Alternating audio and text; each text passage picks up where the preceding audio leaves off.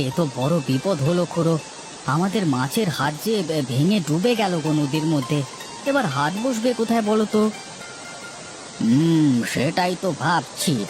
ছাতু সমাদ্দারের একটা জমি আছে বটে নদীর ধারে, কিন্তু সে কি আমাদের সেখানে হাট বসাতে দিতে রাজি হবে?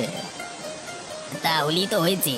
ছাতু সমাদ্দার যা লোভী লোক, নির্ঘাত হাট বসাতে চাইলে এক গাদা টাকা করি চেয়ে বসবে। হ্যাঁ, আমি বলি কি, যদি কারোর আপত্তি না থাকে তবে ময়নাপাড়ার কলা বাগানে আমাদের হাট বসালে কেমন হয়? সে জমি তো কত বছর হলো এমনি ফাঁকাই পড়ে আছে। সে কি কথা! ওই কলা বাগান তো মেচো ভূতেদের আড্ডা গো। বলি, দিনের বেলাতেই সেখানে লোকে যেতে ভয় পায়, মাছের হাট বসালে কি আর রক্ষে আছে? আরে রাখো তো তোমার ভূত পেরেত, ওইসব যত বাজে কথা। বলি, হাট না বসালে খাবো কি? ভূতে ভয় পেলে কি আমাদের পেট চলবে? কথাটা ভোলা একদম ঠিক দিকেই বলেছে। না খেয়ে মরবার চাইতে কলা বাগানি হাট বসানো ভালো। কি বলো সকলে? আমার মনে হয় ভোলার কথাই ঠিক। আর কেউ যখন আমাদের জমি দিতে রাজি নয়, তখন সাহস করে কলা বাগানই আমাদের মাছের হাট বসানো ভালো হবে।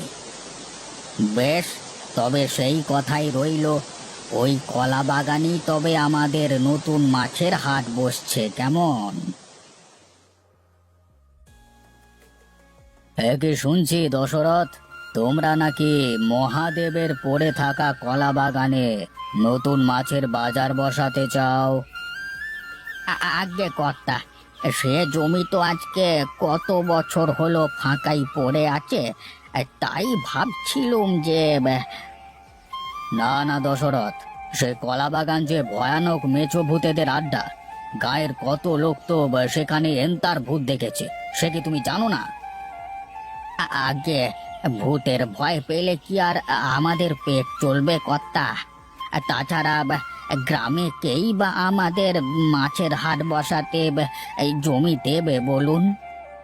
কেন, আমি জমি দেব তোমাদের। বগুলার ঘাটের কাছে আমার যে জমিটা পড়ে আছে, সেখানেই তোমরা হাট বসাও। তবে আমার একটাই শর্ত, জমির ভাড়া দেবে বছরে 30,000 টাকা। আর হাটের মাছ সব থেকে আগে আমাকেই কিনতে দিতে হবে।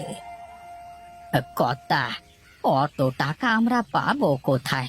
তবে আপনি যখন বলছেন, তখন একবার সবার সাথে আলোচনা করে দেখি সবাই কি বলে।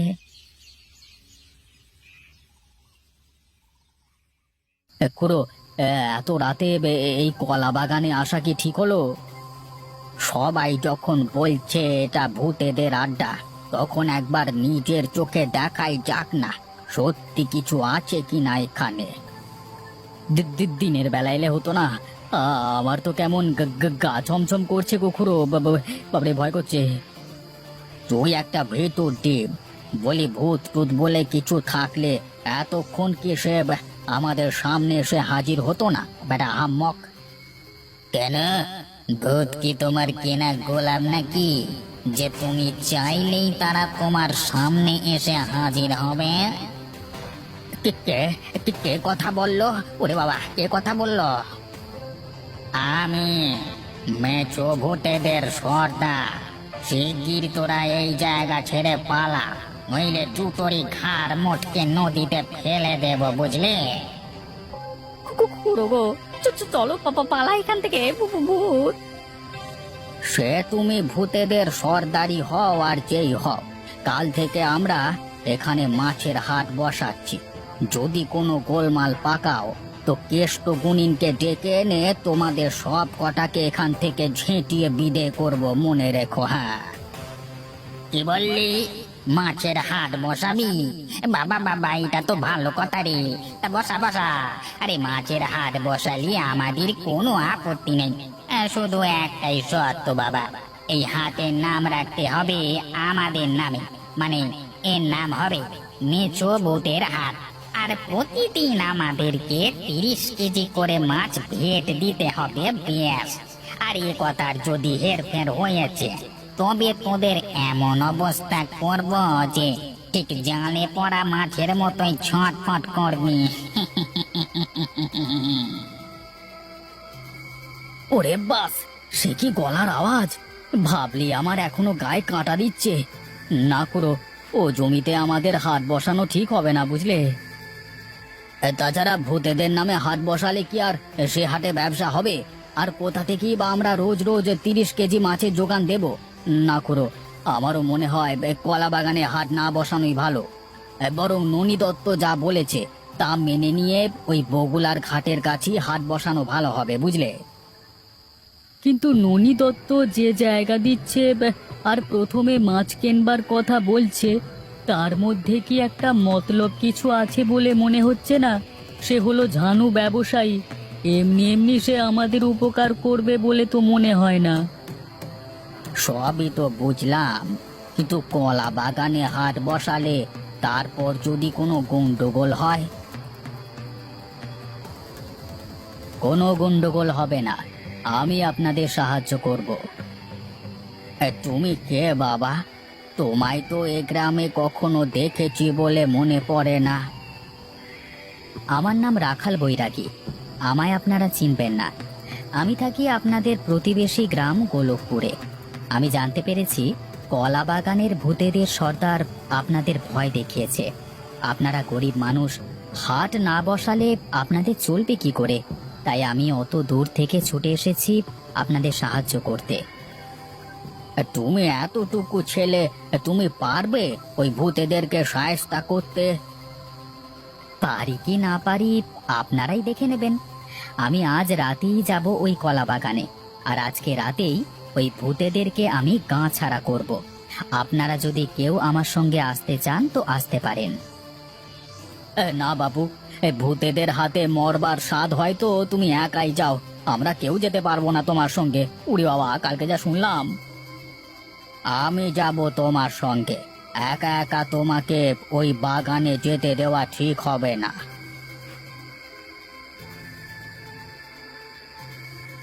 কি রে বুড়ো, এটা আবার কাকে সঙ্গে করে এনেছিস আজকে? তোর নাতি বুঝি? ইস, কি নরম তুল তুলে রে, ঘাড় মোটকে তোর নাতিটার কচি হাড় চিবিয়ে খেয়ে নেওয়ার বড় লোভ হচ্ছে রে।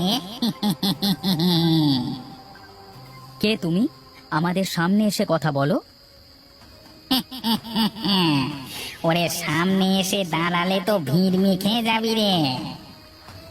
যদি সাহস থাকে তো সামনে এসে দাঁড়াও, আর যদি না আসো তো যেখানেই থাকো না কেন আমি ঠিক তোমাকে টেনে বার করব। ওরে, বলিস কি রে, আমায় ধরবি? বেশ, দাঁড়া, তবে দেখাচ্ছি মজা। বেশ, সোজা কথায় মানবি না মনে হচ্ছে। এখানেই দাঁড়ান খুড়ো, আমি এক্ষুনি ব্যাটাকে ধরে আনছি। রাখাল, রাখাল, একা যেও না বাবা, এক্ষুনি একটা বিপদ হয়ে যাবে।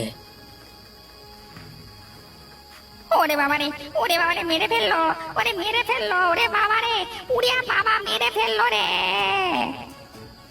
এই নাও খুড়ো, এই তোমাদের ভূতেদের সর্দার।